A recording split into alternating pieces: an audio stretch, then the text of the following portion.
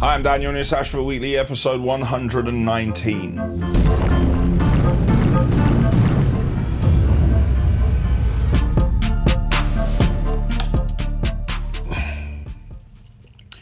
Monday morning.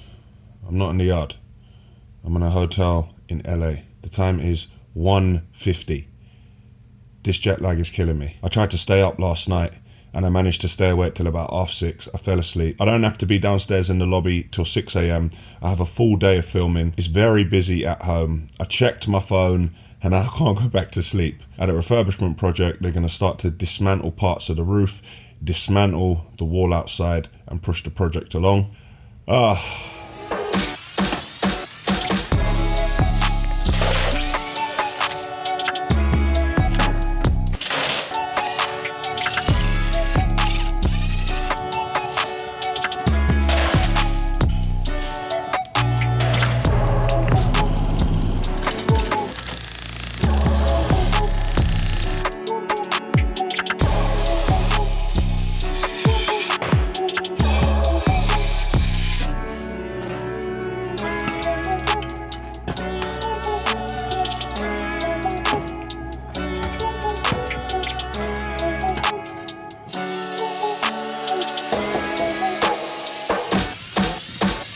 In the yard, Liebherr are back in. They are doing a software update on the 914. There's an electrical problem with the revs which they're trying to fix.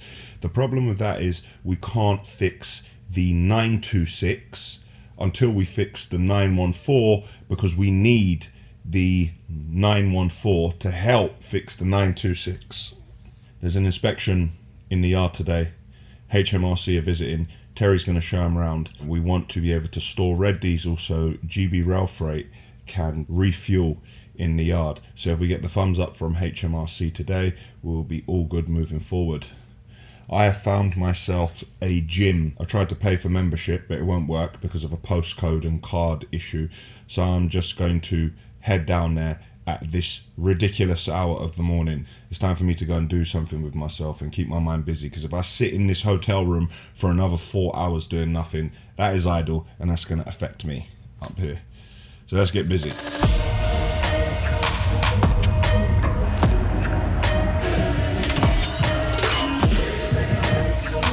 The time is 12 minutes past 4 and once again the Americans win the competition for most serious in the gym. When you go gym in America, it's hard to work out if you're in a nightclub or if you're in a shopping mall or if you're actually in a gym or in like a stadium. Workout done, about to make my way back. I believe my car is here.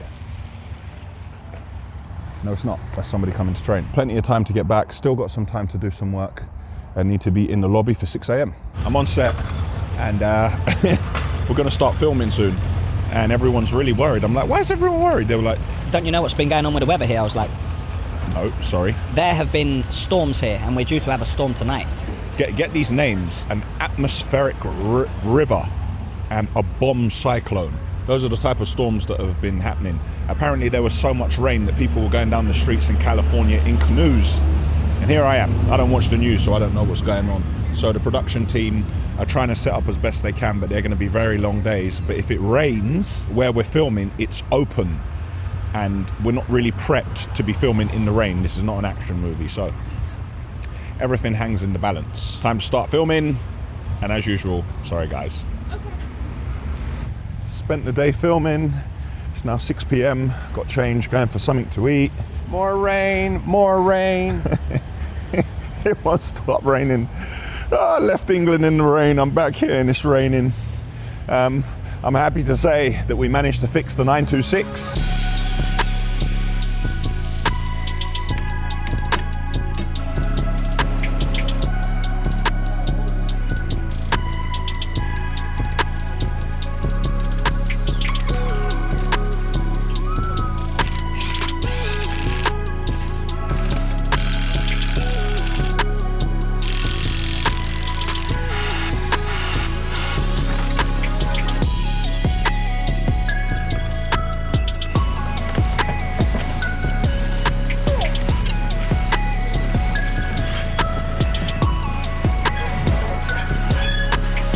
And also doing a bit of interesting day work today. A couple of the Ashville tippers were out working with a company and we can see it here, the tippers being loaded with the planer.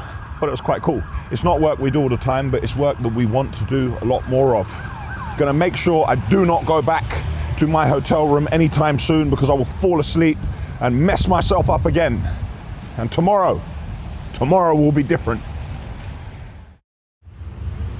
It's Tuesday, it's 5:10. I'm on the road again, but on my feet in LA at a junction. Things look busy, unfortunately still wet.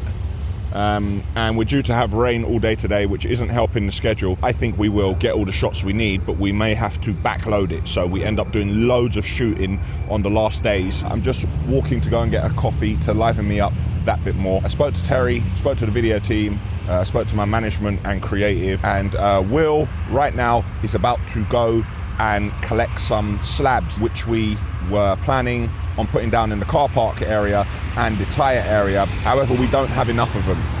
So we're gonna go and get some more now.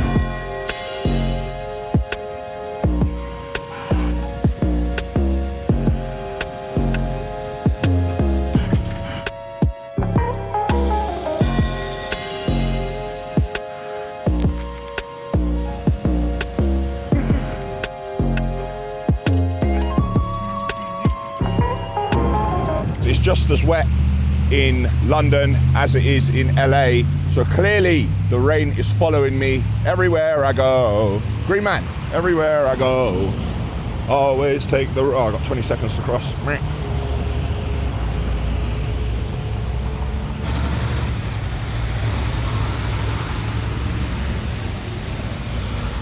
I'm back in the hotel after a really wet day of filming. I have just caught up on my emails. Tomorrow it's going to be an extremely challenging day. I have to be up at 2:30, down in the lobby at a hotel for 3 and on set ready to film at 3:30 a.m. Also caught up with Will, and he was telling me about some work he was capturing in the yard. We always need to do a lot of work to easy sheets. More often than not, it's on the tippers, because when they're getting loaded by loading shovels or machines, the easy sheet takes a slap. Or sometimes drivers put it back and they don't realize the sheet's all the way back, and they leave their finger on the button and the easy sheet is still trying to roll its way in, and it either burns out the motor or it bends the bar. Today, there was work being done on a grab. What normally happens with the grab is the bar, when it sits on the body and the drivers are trying to tuck the bucket in at the back, the easy sheet takes a slap. We do that work a lot, changing the bars and changing the sheets. It's Wednesday and I'm in LA on set. The time is 3:17. We're due to start at 3:30. I tried to catch up on emails, but far too flustered. And the coffee shop isn't open yet, so I'm fuming. I'm still half asleep, but gonna liven myself up fast to make sure that I can perform. And happy to say the roll on roll off is doing some day work today.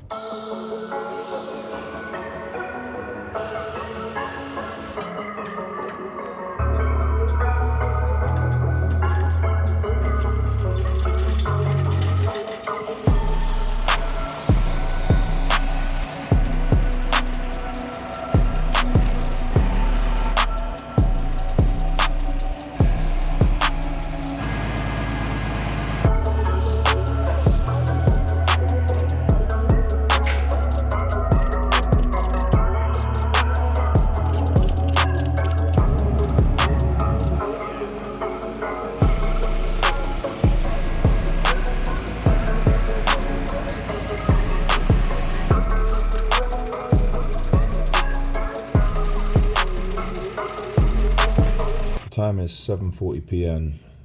I'm back in the room. I've done the majority of my packing because tomorrow morning I'm on set at 6:30, film for the day, back at the room at 4, fly out at 9, 24 hours of flying. I land in the UK, then I'm flying out straight away again. But I can't complain too much about it because I'm flying out again and I'm going on holiday, and these are of course first world problems. At the end of each episode in the TV show, I give a little conclusion and I give my take on what's just happened and how I feel about it. So I spent a bit of time constructing that I like to construct it the day before, so when I actually go to deliver on camera, I don't have to do multiple takes. Not that I don't do a lot of takes, I have it formulated so I'm in a better position. So, you know, I don't want to keep the crew waiting around for me, and I'm just absolutely shattered. So I'm gonna go to sleep. The time is 3:34, and that is a wrap. I'm heading back to the hotel to finish my packing, have a shower, and make sure I am fresh. And this morning, luckily, the train did turn up. I'm gonna try and spend my time on the plane to catch up with emails, because I can't lie to you, man, this is the worst I've been with catching up with work stuff. I'm about 2 days behind, and there's some really important things that need my attention. And I know Terry wasn't in today because unfortunately he had to go to a funeral, but I did speak to Will and they collected the repaired bucket for the LH60.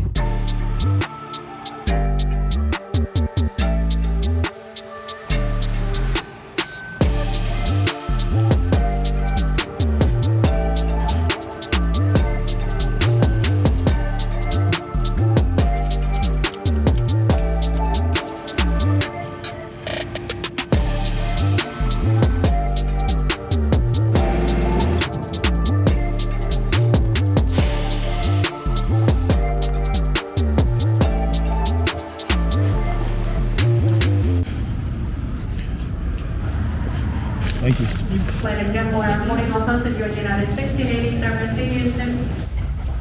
That's half of the journey done. I am in New York, New Jersey. I've got a 3-hour layover and then on another plane back to London.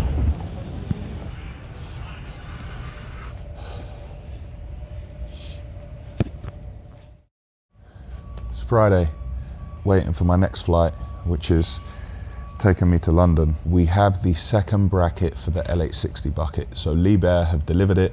So now we have one bracket and we have both our buckets back, but we need to do a bit of work on the bucket that we just had back.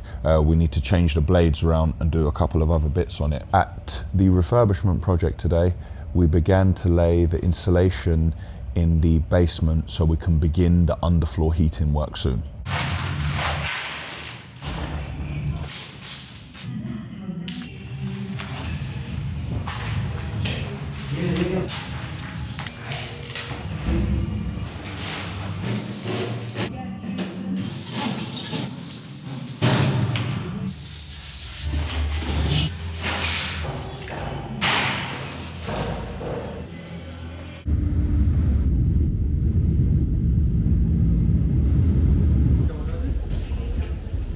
Friday night and I'm in the yard just briefly. Came to collect my car. The yard is a quiet place, and that is not it for Ashville Weekly episode 119, because I'm going to come to work in the morning and then I'm going to head off again.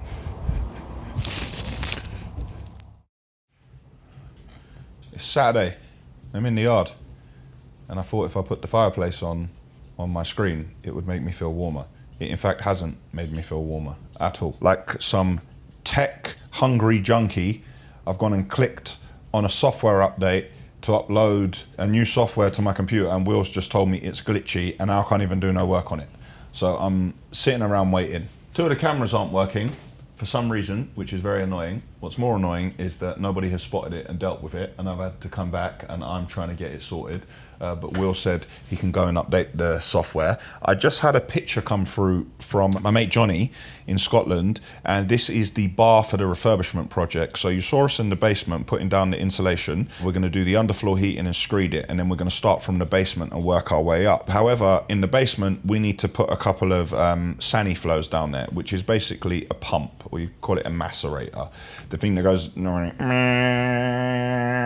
whenever you flush the toilet or whenever water runs, because there is no waste down in the basement, because when it was made originally, they didn't put it in there. The drawing works, it's very basic. It's not to build from, it's just so we have a rough layout of where things are gonna go, so we can know where we are gonna put all our M&E bits. I caught up with David earlier, and you saw me dealing with the staircase at the refurbishment project. I want to put this into fabrication, but we're waiting for the engineer. But the engineer's saying he's waiting on the staircase companies. Remember, we designed it, and then we add our drawing, what we believe works. But the fabrication company are the ones who have to build it. So now they are looking at how they're gonna build it, and they have to send us their drawing, and then our engineer is gonna look at their drawing. He's gonna decide where we're gonna put a steel, or if the existing landing can take the weight when it's attached. Me personally, I think it should, because there's a solid wall which is right next to it, and maybe we can bolt into it or attach to it out on some level. And there's a couple of steels up there on the landing, and it's a slab, so I hope so. Also at the refurbishment project, the windows. I'm trying to push the button on the windows because the windows are an 8-week lead time. So it'll be black on the outside and they will be white on the inside. They're going to be aluminium with a profile extremely similar to what's there now. However, the client likes things to be slightly more modern. So we're not going to have the LED feature running through the glass, but the actual frames themselves will be in keeping with the existing. Now, there's some people on the street, on the estate, that have changed all their windows, but we're not going to do that. We don't upset the local residents. They want everyone in the street to try to keep with the same character, with the heritage of the area. So, you know, we're going to fall in line and do the same, because, you know, the windows aren't bad, but just not having the LED makes it feel slightly more modern. We're still working on the plan for the pool house, because we're going to put together a proposal. Meds, who's now full-time at Ashville, you can see in the videos we're beginning to give you more 3D animations, which I hope give you an explanation as to what I'm saying. But Meds is actually helping me to put together the proposal for the pool house. Our architect Sam, I don't know what the name of the file is. I'm not a tech guy. As you can see, by the way, I mash up my computer with this update. Meds is taking the file from Sam, he's dropping it into the software, and he's making a full-blown 3D animation of the house and the pool house. So at the moment, I'm going to use the one for the pool house, and we're working on textures. We're going to show exactly how it is. Then we're going to flatten it. Then when we flatten the pool house, we're going to show how the new one is built up. But then we're going to show the comparison, how different it looks because of how much bigger it is. And we're going to show how the roof is built, because it used to be like this, right? Because it was like that, the picture of the roof, what's going on here, man? There we go. It used to be like this, and because it was like this, the picture of the roof could do that. Now it's got bigger, the picture of the roof would be higher, but we're not doing that because we want it to be in keeping with the existing area, and we don't want to encroach on anyone's view. So instead of doing this, we're going to go like this and then make it flat on the top. And then with the area which is flat on the top, then I'm going to put a couple of skylights there and some glass to let some natural light into the area. There's a whole proposal that's got to be put forward to the client. I also need the engineer to take those plans so he can tell us how we're going to have to build it structurally, so I can work out the cost of the steels. Then we need the window guys to price up all the windows, the bifolds, the glass, the this, the that, and then we'll take an estimation of how long it's going to take to build based on the structures, the ground conditions, what we have to do to dig out the pool, how we're going to finish the inside of the pool. Why this is relevant at the moment is because the work we're doing in the back garden, what you've seen on the retaining wall, if we do go ahead with the pool house gets bigger, which means there's another retaining wall we have to build, and it changes the layout of outside a little bit. So until I can get this pool house agreed, I can build the retaining wall and I can dig the trench for the air conditioning. I can't really do the area between the retaining wall and the pool house because it could change. I could do work and end up redoing it. So I'm trying to work on all of that. The time now is 11:03. I really should go home and have a shower because I have a car collecting me at 2 o'clock to take me back to the airport again, and then I'll be on the plane again. Near the AC units, we need a control box, I think. Why? Because our module, which integrates the air conditioning units with our control system, the connection from the box to the AC units is low voltage. Okay. So I don't want to run, you know, the AC units are more than 30 meters away from the house, and I think Okay. it's risky, or it's not What, possible. you want to put a box there? Yeah, I want to put a box there so we can keep the controller next to the AC units. So it's just a short run, and then run a clear line fiber from there to the rack. Do I have to put like a waterproof metal clad box? And it needs to be waterproof, obviously, just some IP rated box, similar to what we have at the bagging plant. Okay, why can't we just run data cables from there back to the house instead? I think the run's too long. Really? Yeah. I think it'd be much better to run a fibre optic cable, put a little switch there. Fibre optic? Fibre optic. A switch? Yeah, no, you want to put a switch outside? Yeah. Why? So we can just run one cable? Yeah, with one cable, reliable, no risk. No risk? No risk. So how big is this box going to have to be if you're going to put a switch there? It's just a small switch, a small 8-port switch. Okay. It's more to have our backs covered in case we need to add anything. Right, okay. And how many controllers are going to need to control this AC? How many control boxes? I think 2. 2? Yeah, because there's 2. Fuck, these things are expensive. I know, but I'm going to talk. Talk to them. Can't we daisy chain one to the other? I'm not And sure. then give them an address? Doesn't that work? And then assign them? I need to talk to someone. It's not that I don't know, it's just that I've not worked with these. It's not that you don't know, it's just that I don't know. You don't know? Yeah. Yeah, okay. According to the manual, it's not possible, but there may be a way. We're always talking about the refurbishment project. We're controlling the air conditioning because the whole house is going to be home automation.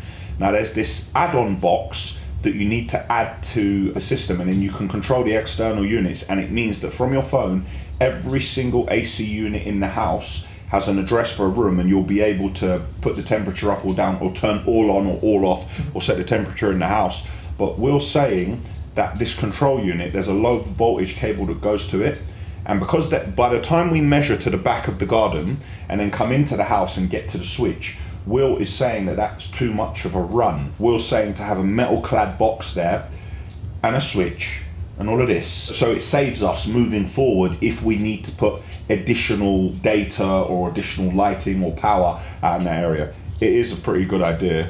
We're but future-proofing ourselves. we're future-proofing, so better we just do what Will says. Yeah. Wilson. Daniel. Wilson. There you go. Oh, now my computer's still not working.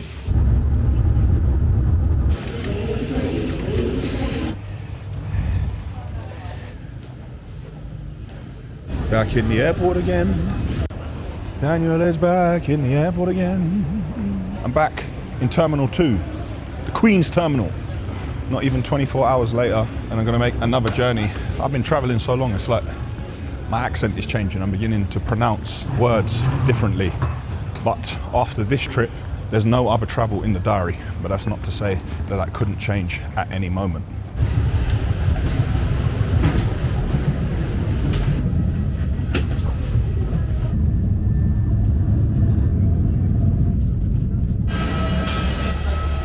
For the first time in my life, I'm in Istanbul, Turkey. I feel like a videographer myself. See my little setup there? I got all my chargers. I brought a GoPro this time, even charger banks. I've got cables, I wind them all up. I'm prepared and ready for every eventuality.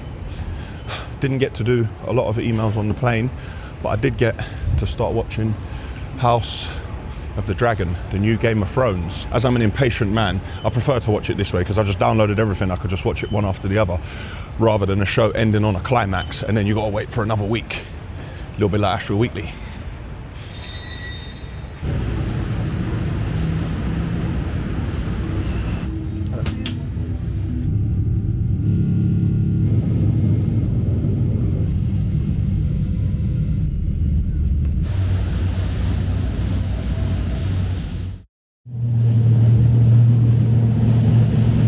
Sunday morning, and I'm on the boat again. Daniel is rolling on the boat again, looking at some epic scenery, and I feel that the skip boat could easily do this journey. Now, I had a word with the guys here, and they have declined on my generous offer, and they've also decided to walk up the front and face the other way to avoid continuous awkward conversations.